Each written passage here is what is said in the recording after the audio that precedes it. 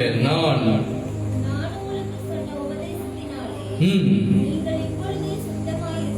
நீங்கள் இப்பொழுதே அல்லேலூயா இந்த 2 வசனத்தின் மூலமாவே உங்களுக்கு ஒரு காரியம் புரிஞ்சு கொண்டீங்க.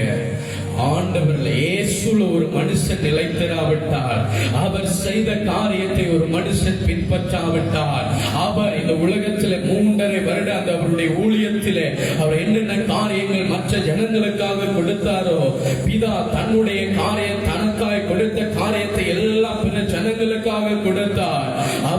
அவருடைய ஊழியத்திற்காக பரலோகத்திற்காக அநேக கணக்கான ஜனங்களை ஏற்படுத்தினார். அநேகருக்கு சுவிசேஷத்தை அறிவித்தார். அநேகருக்கு பிதாவினுடைய அன்பை வெளிப்படுத்தினார். இயேசுவை பின்பற்றுகிற நானும் நீங்களும் இன்றைக்கு அதே காரியத்தை செய்ய வேண்டும். அல்லேலூயா, அல்லேலூயா. சபைக்கு வருகிறது மாத்திரம் இல்ல, அம்மா அப்பா என்ன காரியத்தை கர்த்தர் எதிர்பார்க்கிறார் என்றால், இங்கே பெற்றுக்கொள்ளுகிற காரியத்தை வெளியில போய் ஆண்டவரை பற்றி அறியாத ஜனத்துக்கு நீ சொல்லு. அவன் ரட்சிப்பை பெற்றுக் கொள்ளுவான். அவன் ஆண்டவருடைய அன்பை அறிந்து கொள்ளுவான். அவனும் பரலோக ராஜ்யத்திலே ஒரு இடத்தை அடைய முடியும். அல்லேலூயா. அதைதான் பிதா விரும்புகிறார். அதைதான் இயேசு விரும்புகிறார். தொடர்ந்து வாசிங்களேன். என்னில் நிலைத்திருங்கள். மறுபடியும் மறுபடியும் உங்களுக்கு சொல்லுகிற ஒரே ஒரு காரியம், இயேசுவில் ஒரு மனுஷன் நீங்கள் அவர் மேல அன்பா இருப்பீங்க, நிலைத்திருங்கள், அவரும் உங்களில் நிலைத்திருப்பார். அல்லேலூயா. இன்னைக்கு சபைகளுக்கு வருகிற அநேக ஜனங்கள் சொல்லுகிற காரியம், ஆண்டவரை நோக்கி ஓடி வருகிற, ஆண்டவருடைய வார்த்தைகளை கேட்கிற, யூடியூப்ல அவருடைய ஊழியர்கள் செய்கிற காரியங்களை பார்க்கிற, ஆனால் எனக்கு இவ்வளவு தேவைகள் இருக்கு, இவ்வளவு கஷ்டங்கள் இருக்கு, ஆனால் ஒன்றுமே என்னுடைய வாழ்க்கையில நிறைவேறவில்லையே என்று சொல்லி கவலையோடு கண்ணீரோடு மற்றவர்களிடத்துல தங்களுடைய பிரச்சனைகளை சொல்லி அழுது கொண்டிருக்கிறாங்க, புலம்பிக் கொண்டிருக்கிறாங்க. ஏன்? இன்னும் அவர்களுடைய தேவை சந்திக்கப்படவில்லை. இந்த 4வது வசனத்தை வாசிங்க. என்னில் நிலைத்திருங்கள், நானும் உங்களில் நிலைத்திருப்பேன். அல்லேலூயா. நீங்க ஜெபிக்கிறதுனால வேலை இல்ல, நீங்க சபைக்கு வாரதுனால வேலை இல்ல, கத்தி கத்தி பாடுறதுனால வேலை இல்ல. பிரியமானவர்களே, ஒரு மனிதன் கர்த்தரில் நிலைத்திருக்க வேண்டும், இயேசுவில் நிலைத்திருக்க வேண்டும்.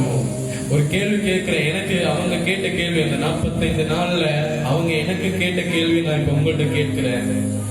இயேசுவை உங்களுக்கு எவ்வளவு பிடிக்கும்? செய்தியால காட்டுன்னு பார்ப்போம். ஒரு ஆள் தான் காட்டுது, மற்றவங்களே பிடிக்காது போல இருக்கு. எவ்வளவு பிடிக்கும்? வார்த்தையாலையும் நீங்க சொல்லலாம், செய்கையாலையும் காட்டலாம். எவ்வளவு பிடிக்கும் இயேசுவை? எவ்வளவு பிடிக்கும்? எனக்கு எல்லாருக்கும், எனக்கு தெரியும், எல்லாருக்குமே ஆண்டவரை உலகத்தை விட பிடிக்கும். ஆமாவா இல்லையா? எங்களுடைய கணவனை, எங்களுடைய மனைவியை, நாங்கள் பெற்றெடுத்த பிள்ளைகளை விட எங்களுடைய தெய்வத்தை பிடிக்கும்ன்றது எனக்கு தெரியும். ஆனா என்னிடத்துல ஒரு கேள்வி, எல்லாருக்கும் பொதுவா ஒரு கேள்வி கேட்டாங்க. நாங்க எல்லாம் இப்படி பிடிக்கும், என்னைய விட அவரை தான் பிடிக்கும்னு சொன்னோம்.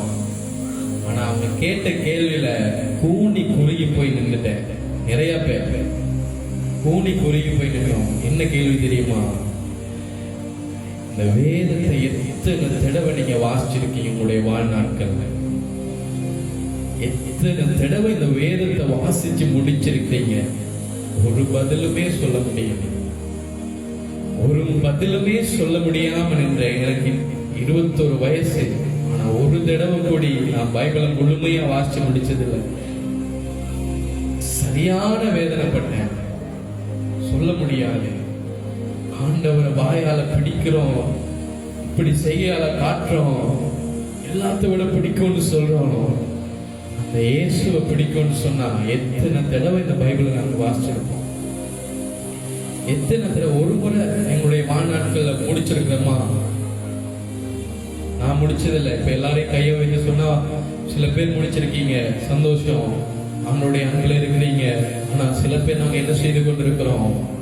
வெளி தோற்றத்துக்காக ஆண்டவருடைய பிள்ளை, ஆண்டவருடைய மகன், எனக்கு ஏதோ ஆத்து விட அவர்தான், எனக்கு உயிரே அவர்தான் சொல்லி வாயால சொல்றோம். எத்தனை தடவை நாங்க அவருடைய வேதத்தை வாசிச்சிருக்கிறோம், எத்தனை தடவை அவருடைய வேதத்துக்கு முன்னுரிமை கொடுத்திருக்கிறோம். ஆதியில அவர் எப்படி இருந்தாரா? ஆதியில எப்படி இருந்தாரா? வார்த்தையா இருந்தார். அல்லேலூயா. அந்த வார்த்தை இப்ப எங்களுடைய கைகளில் இருந்து கொண்டிருக்கிறது. இந்த வார்த்தையை எத்தனை தடவை நாங்க வாசிச்சிருப்போம். மனம் திரும்ப வேண்டும். சில காரியங்களை கர்த்தர் வெளிப்படுத்துகிற காரியம் இது. கனி கூடாத மரங்கள் எதுவோ அதை பிதா வெட்டுண்டு அக்கினியிலே சுட்டெரிக்க போகிறார். அல்லேலூயா, அல்லேலூயா.